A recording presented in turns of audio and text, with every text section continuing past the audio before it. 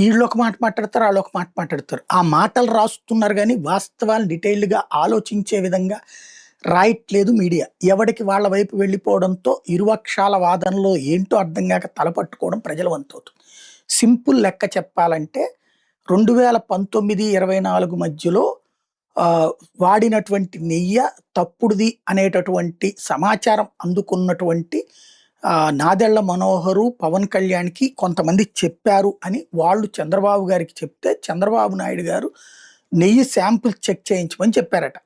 ఆ చెక్ చేయమని చెప్తే అప్పుడొచ్చినటువంటి ట్యాంకర్‌లో చెక్ చేస్తే, అందులో కల్తీ ఉందని జెప్పేసి రిజెక్ట్ చేసేసారు. అప్పుడున్నటువంటి ఈవో శ్యామలరావు. ఎందుకంటే ఎప్పుడైనా సరే నెయ్యి కల్తీ ఉన్నప్పుడు రిజెక్ట్ చేసే బాధ్యత టీటీడీకి ఉంటది. అంతకు మించి యాక్షన్ తీసుకునే అధికారం వాళ్ళకి ఎప్పుడూ లేదు. అంతకుముందు తెలుగుదేశం హయాంలో 15 ట్యాంకర్లు వెనక్కి పంపించారు. వైసీపీ హయాంలో 18 ట్యాంకర్లు వెనక్కి పంపించారు. అంతకుమించి క్రిమినల్ ప్రొసీజర్ వైపుకి ఎప్పుడూ పోలేదు.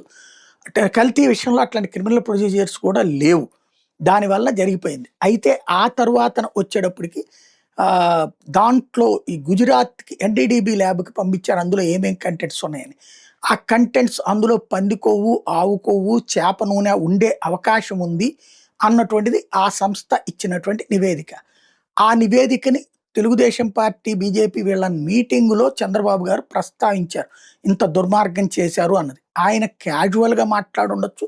బట్ ఆ రోజున నేనే హైలైట్ చేశా. ఆ వీడియోని బేస్ చేసుకొని హైలైట్ చేసింది కూడా నేనే. అది ఎందుకంటే ఆషామాషి కాదు. దేవుడి వ్యవహారంలో సెంటిమెంట్‌కి సంబంధించినటువంటి అంశం. అది కాస్త హైలైట్ చేశాక మిగతా పత్రికలు ఆ మరుసటి రోజు, ఎందుకంటే బాబు గారు మాట్లాడిన రోజున ఎవరు పట్టించుకోలేదు. ఇవాళ మాట్లాడితే రెండో రోజు నేను ఆ వీడియో విని, నేనేంటి మామూలుగా వీడియోలు అవి వింటూ ఉంటాను. అట్లా విన్నప్పుడు నాకు అందులో నుంచి కనిపించినటువంటి పాయింట్ చూసి నేను హైలైట్ చేశాక మరుసటి రోజున పత్రికలు హైలైట్ చేసినాయి. ఆ మరుసటి రోజు నుంచి టీవీలు అందుకుంది. అప్పుడు ఇక చంద్రబాబు గారికి సీన్ అర్థమయ్యి ఇది ఏదో సీరియస్‌గా ఉంది అని ఫీల్ అవ్వడం ప్రారంభించి వెంటనే ఆయన దాని మీద పవర్ పాయింట్ ప్రజెంటేషన్ పెట్టి రెండో రోజున ఇదిగో ఎన్‌డీడీబీ ఇట్లా చెప్పిందన్నారు. ఇది ఒక్కసారిగా వైఎస్ఆర్ కాంగ్రెస్ పార్టీని డిఫెన్స్‌లో పడేసింది.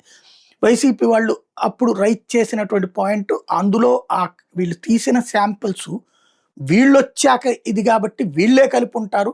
అంతకుముందుది కల్తీ జరిగిందని ఎట్లా చెప్తారు అన్నటువంటి పాయింట్ రైజ్ చేయడంతో పాటుగా వైవి సుబ్బారెడ్డి ఏకంగా సుప్రీం కోర్టులో కేసు వేశారు. ఈలోపుగా ఇక్కడ స్పెషల్ ఇన్వెస్టిగేషన్ టీముని వేసి వీళ్ళని విచారించాలని ప్రభుత్వం ఆదేశించింది.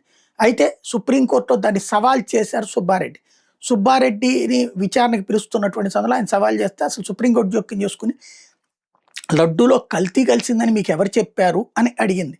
అడిగితే ఇట్లాగా కల్తీ నెయ్యి దొరికిందంటే అది ఇప్పుడు తీసిన శాంపిల్స్ కదా, గతంలో లడ్డూని ఏదన్నా టెస్ట్ చేశారా, లేదా గతంలో లడ్డూని కలిపినట్టు ఏమైనా ధృవీకరించారా అంటే దర్యాప్తులో తెలుస్తాం అందుకే సిట్ వేసామంటే మీ సిట్ మీద నేను ఎట్లా నమ్మాలి, అసలు ఇది భక్తుల సెంటిమెంట్లతో ముడిపడినటువంటి అంశం కాబట్టి దీని మీద ఎవరు మాట్లాడద్దు అని చెప్తూ దాని మీదన సిబిఐతో విచారణకు ఆదేశించి ఇద్దరు సిబిఐ అధికారులు, ఒక కేంద్ర ఆహార సంస్థ అధికారి, ఇద్దరు సిట్లో ఉన్నటువంటి అధికారులతో కలిపి సిట్ వేసింది. ఆ సిట్ విచారణ చేసినటువంటి సందర్భంలో ఈ శాంపిల్స్ ఏదైతే వీళ్ళ దగ్గర నుంచి స్వాధీనం చేసుకున్న శాంపిల్స్ ఉన్నాయో ఈ శాంపిల్స్ని హర్యానాలో ఉన్నటువంటి అత్యున్నత ల్యాబ్ పంపించింది. గుజరాత్ ల్యాబ్ కంటే పెద్ద ల్యాబ్.